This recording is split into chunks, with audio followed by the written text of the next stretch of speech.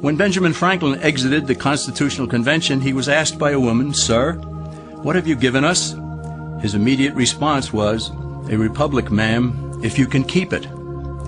Yet most Americans today have been persuaded that our nation's governmental system is a democracy and not a republic. The difference between these two is essential in understanding Americanism and the American system. Before we discuss political systems, however, it's helpful to address the confusion that has been spread about the political spectrum. Many have been led to believe that the political spectrum places groups such as communists on the far left, fascists or dictators on the far right, and political moderates or centrists in the middle. However, a more accurate political spectrum will show government having zero power on the far right to having 100% power on the far left. At the extreme right, there is no government. The extreme left features total government under such labels as communism, socialism, Nazism, fascism, princes, potentates, dictators, kings, any form of total government. Those who claim that Nazis and fascists are right-wing never define their terms. This amounts to spreading confusion. Toward the middle of the political spectrum can be found the type of government limited to its proper role of protecting the rights of the people.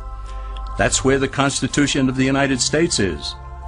Those who advocate such a form of government are really constitutional moderates. So let's analyze the basic forms of government. They are monarchy or dictatorship ruled by one, oligarchy ruled by a few, democracy ruled by a majority, republic ruled by law, and anarchy, which is ruled by no one. In discussing these five, we'll see that they can be narrowed down to even fewer. Looking first at monarchy or dictatorship, this form of government doesn't really exist in the practical sense. It's always a group that puts one of its members up front. A king has his council of nobles or earls, and every dictator has his bureaucrats or commissars, the men behind the scenes. This isn't ruled by one, even though one person may be the visible leader. It's ruled by a group. So let's eliminate monarchy, dictatorship, because it never truly exists. Oligarchy, which is ruled by a group, is the most common form of government in all history.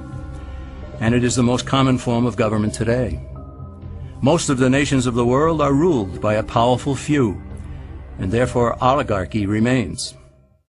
At the other end, we find anarchy, which means without government.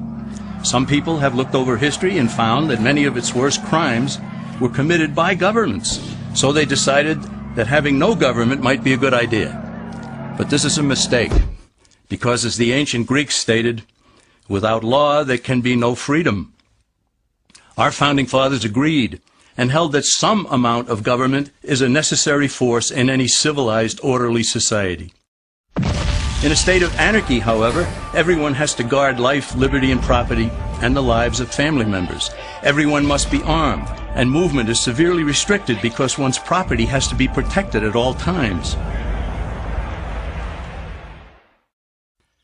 Civilized people have always hired someone to do the guarding, a sheriff, a police force, or some branch of government. Once law enforcement was in place, the people were freer. They could leave their property, work in the fields, and so on. In short, the proper amount of government makes everyone freer. There are some who advocate anarchy, however, not because they want no government, but because they don't like what they have.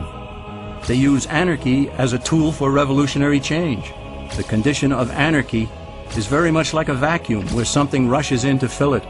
These calculating anarchists work to break down the existing government with rioting, killing, looting, and terrorism.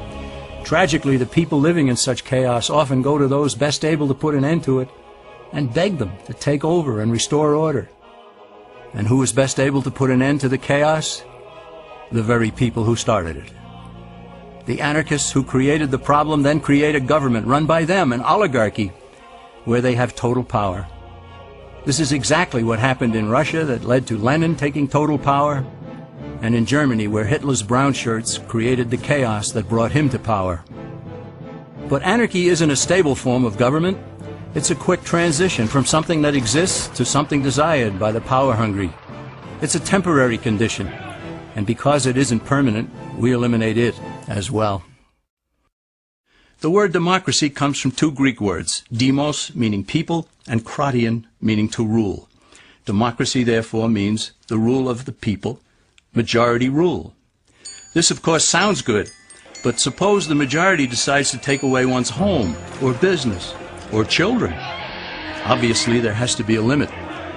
The flaw in democracy is that the majority isn't restrained. If more than half the people can be persuaded to want something in a democracy, they rule. What about republic? Well, that comes from the Latin, res meaning thing, and publica meaning public. It means the public thing, the law. A true republic is one where the government is limited by law, leaving the people alone. America's founders had a clean slate to write on. They could have set up an oligarchy. In fact, there were some who wanted George Washington to be their king. But the founding fathers knew history, and they chose to give us the rule of law in a republic, not the rule of a majority in a democracy. Why?